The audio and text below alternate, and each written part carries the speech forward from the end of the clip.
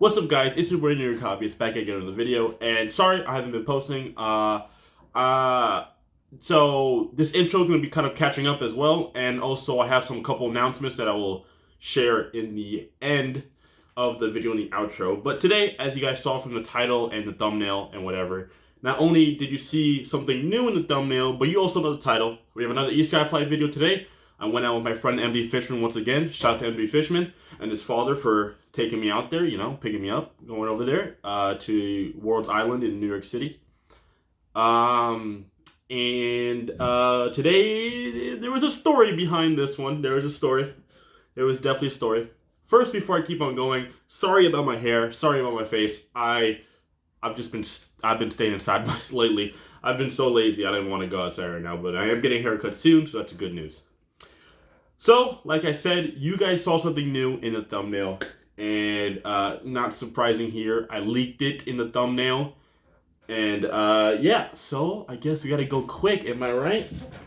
This right here is my brand new Radiomaster TX16S running a TBS Crossfire. I don't have any receivers for the Crossfire, but I will get one soon. Shout out to my uncle. I'm very grateful that he gave this to me. I love this transmitter. I was planning on getting it in the future. It is such a good price for how much you get right here. And I thought he only sent me the Radiomaster, but he actually also sent me the Crossfire, which I am so grateful for. And I thank God for that, actually. And I love him very much. And I love my aunt very much and all those people. And now I have an open TX with a Crossfire. So now I have true long range. Before, you guys know, I said my flash guy, and I tried to get it as long range as possible, but it really wasn't working. This flight, I was using my flash guy, but I was using a 2 dBi antenna, except for what I was going to use was like a 5 dBi antenna. So I could have gotten longer range if I was just going straight. And the thing is, you guys will see in the video, I will explain it. We're going to do the same thing as usual. I will edit the DVR footage and then come back and then do the commentary live, pretty much live with you guys. Like me recording myself talking. And you'll see the reason why I didn't do just a straight flight because of the battery. But you'll see, I'll explain it in the DVR footage after I edit it up and we watch through it together. It's a 15-minute DVR footage. I might just do it 15 minutes. I don't know. I might cut it up. Maybe. I don't know.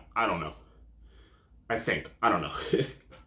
But look at this radio, guys. It's stock standard. I don't really want to change it. Honestly, I don't think I need to.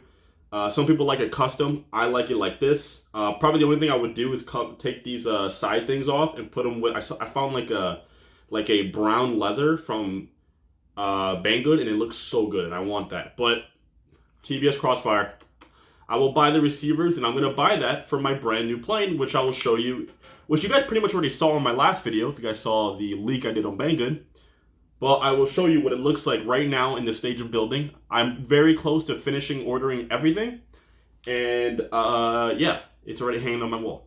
But with all that said, I'm sorry I haven't been posting. I've got a lot of stuff I want to do videos on. I want to do videos on the Radiomaster. I want to do flight videos. There's also another story I had to tell you of the day that I flew the Esky. I also brought out the wing, but I also brought out the ASW28, which, yes, I brought out the ASW28. And, yeah, there's a story behind those two planes, and the reason why you're not seeing any DVR footage from the ASW28, and the reason why you're not seeing any DVR footage from the Sonic model. So, yeah, let's get into the edited, sorry, my dog, what the heck? Let's get into the edited DVR footage, and I will kind of go through what I was thinking and how this is actually a very good Lion test. So I'll tell you how the Lion worked as well from Colossi, from AliExpress. So yeah, on to the DVR footage. See you there. Well, as you guys saw from the intro, today is an Esky Flight. And also, you guys saw the Radiomaster. And one thing before I clarify, I was not using the Radiomaster. Oh, I think I already said that in the intro. I don't remember. I was here editing the FPV footage, but I did not use the I did not redo Radiomaster. So my range was kind of limited with the flash guy, but it's probably because I had a 2 dBi antenna on it, honestly.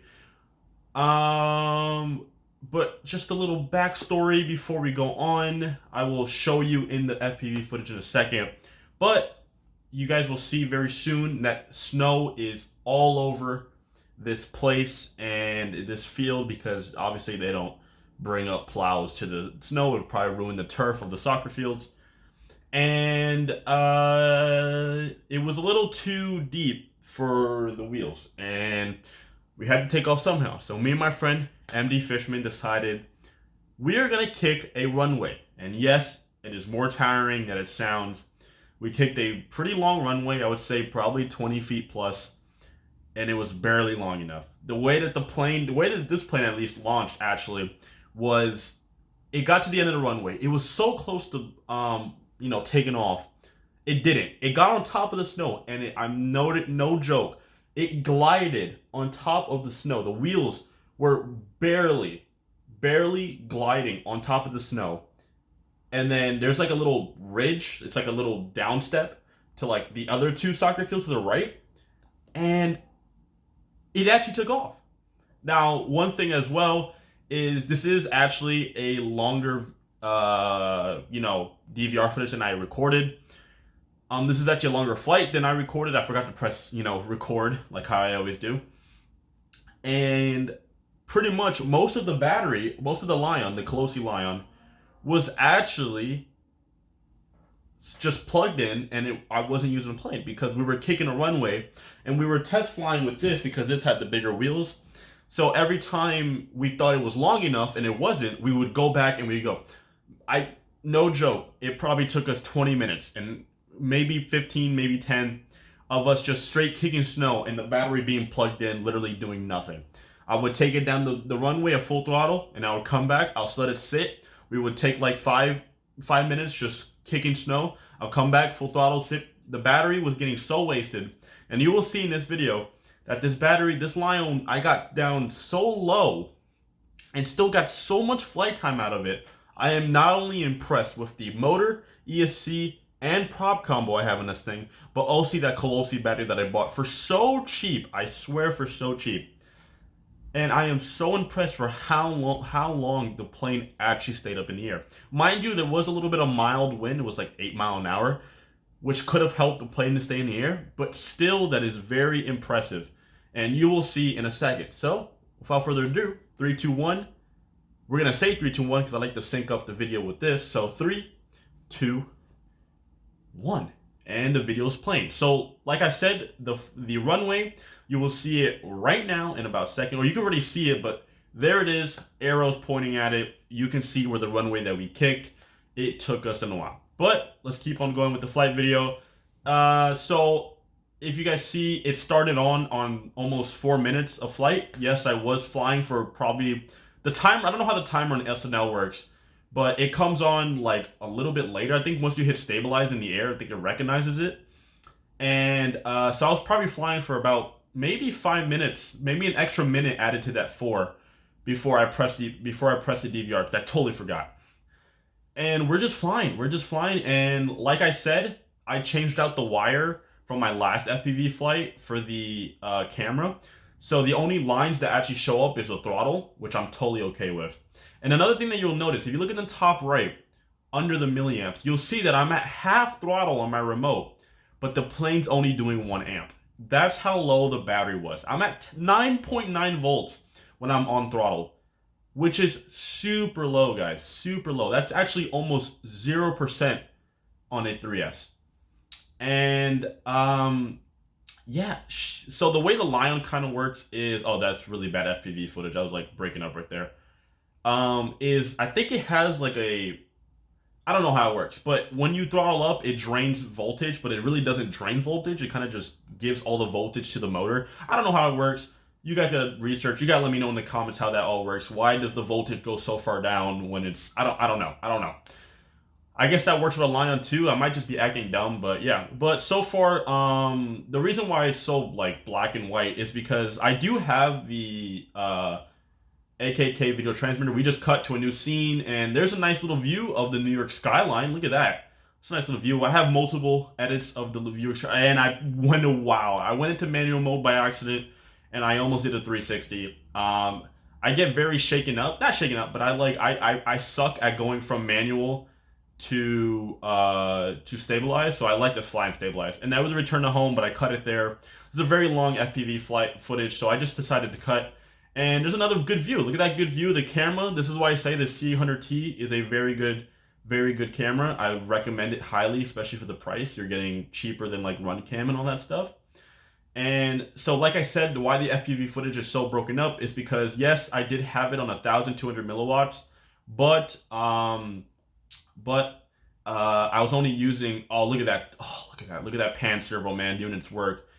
But I wasn't using diversity on my monitor. I was only using the Pagoda antenna, which is actually still pretty good. And I'm pretty sure it's because of the video transmitter. But look at that left pan tilt. Look at that. And you can see the field and all the markings of people. And you can see the runway all the way in the back. And just look at that left pan tilt. I love this. I love banking to the left and using the pan tilt servo.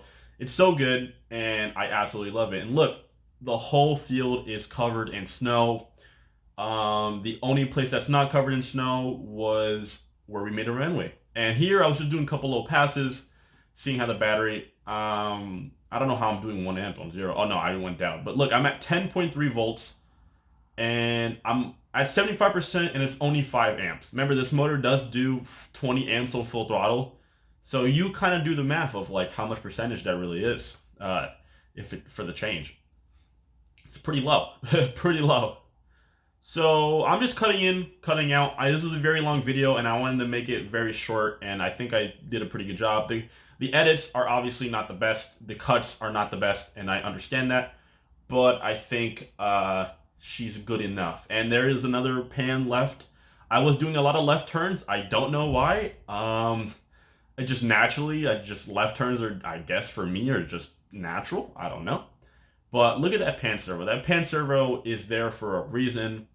And it looks like some people drew over there. I don't know. But that pan servo is there for a reason. And this is why. I love these shots. And I can't wait to put a TBS Crossfire Nano receiver into this plane and just see how far I can go. And yeah, there's another cut. And like I said before, it's just snow and that one runway we made. And this was really low. I was going very slow. I think the wind was making me go very slow. I'm only going 11 miles an hour, which is pretty good. But so far, you can see I'm at 1,000 milliamps, but at 8.9 volt. That is obviously false because most of the time was, oh, look at that. Now I'm actually using the right tilt, and that's a pretty good shot too. Obviously, you should notice that I have more left hand, rotation than I do right hand rotation on the pan servo because I had to trim it out and I'm too lazy to like fix the servo horn. So whatever, I'm okay with that. FPV footage does kind of clear up a little bit, and we're coming close to an end of the FPV footage. One thing I wanted to know is let me know if you guys want the full uncut footage, because I would definitely sit here. I think this was like a 14-minute DVR recording, and I think the actual flight was almost 16 minutes, which is amazing because right now, when I'm pulling 2 amps, the voltage is at 9.3, 9.2 volts. And I have calibrated the current, which means this Lion was so good. And I do remember landing, which I don't know why I think the DVR footage stopped before it went to the landing, because the landing was very shortly after that. We're going to stop at like 14 minutes and something, the top left corner, but I landed at like 15 something. I don't know why it stopped, but it did. And you're going to see that the battery was actually, okay, now you guys can see me, but the battery was actually kind of a little warm, and I understand why. I ran it down to like the last voltage, where Lions should never go below, like, I think it was like, don't go below like 11 volts, 10.9 volts. For a Lion, you will definitely hurt your Lion in a bad way. Hurt your Lion. So, yeah, very impressive battery. I will show you. I'll put a link down in the description again because I do recommend this battery. I'm not sponsored, none of that stuff, but I will show you that battery is 100% worth it, especially for an Esky Eagle where the amperage is not high for max throttle. I think she works great. And so that's the flight. If you guys have any questions, let me down in the comments. I always answer them. And let's go on to the outro. Let's get there. Pretty good flight. It's a pretty good flight. 15 minutes, pretty much on half the capacity of the battery. Now that is some Lion power. See you guys in the outro. Well, that was the intro and the FPV flight. Like I said before, new radio master, new crossfire, and I definitely want to get a crossfire receiver for this, and as you guys can see, this. That is my brand new Reptile S800. I did order the light gray version. They sent me the black, so now I have 2 black wings. I don't care. I did want the light version because it probably would have been easier to see in the air, like the orientation, but whatever, right? At least I have it. I bought that thing for 47 bucks USA shipping, and it was honestly a steal. So far, most of the parts I've ordered from it was AliExpress, so it's gonna take a little bit, but I'm very, very close from finishing it. All I'm missing, and I'm not even joking, literally all I'm missing to buy, not to build, is now I'm missing 2 things, but my original setup, all I'm really missing is, what's it called? A FPV video transmitter.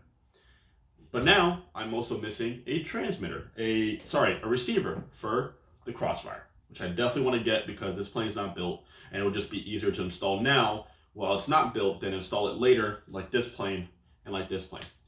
Now, there's another story. Like I said, the Sonic model is over there. Don't worry about it. You guys see the Sonic model all the time. I took that plane out as well, and I also took out this guy for a maiden flight. Both crashed. The Sonic model crashed on launch. Not a bad crash. The only thing that came off was the motor mount backing, and I glued that back on. That's nothing. Like, it just popped off the glue, the factory glue.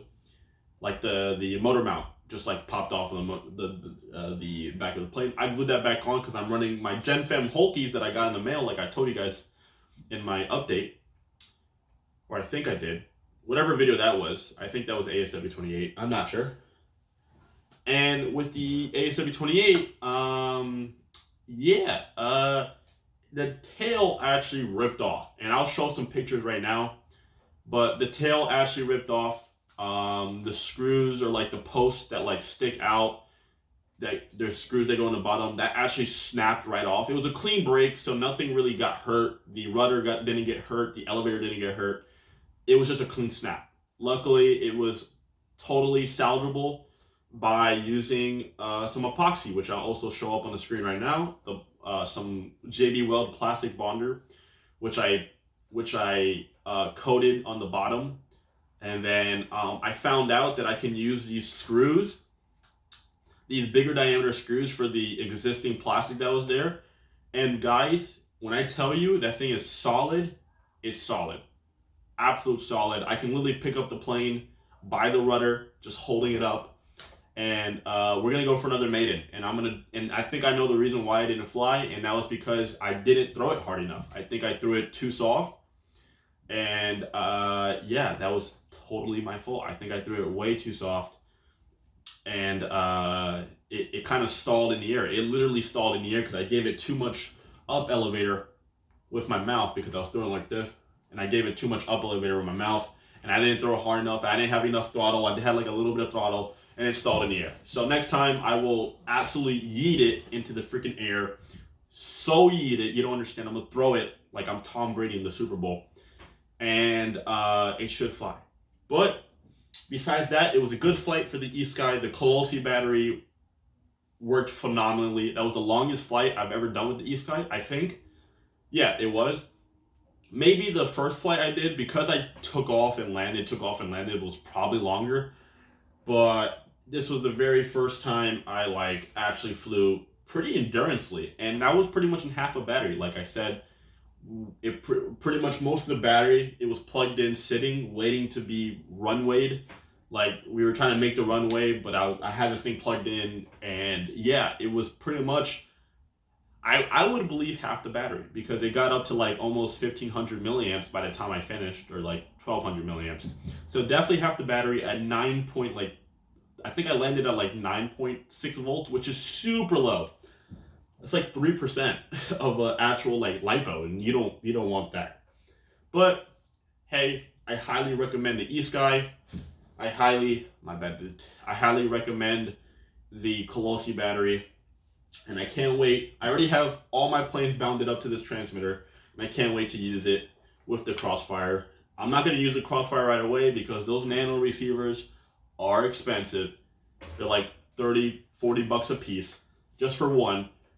But the first plane I definitely know I'm going to use Crossfire with is the, what am I doing? The Reptile right up there.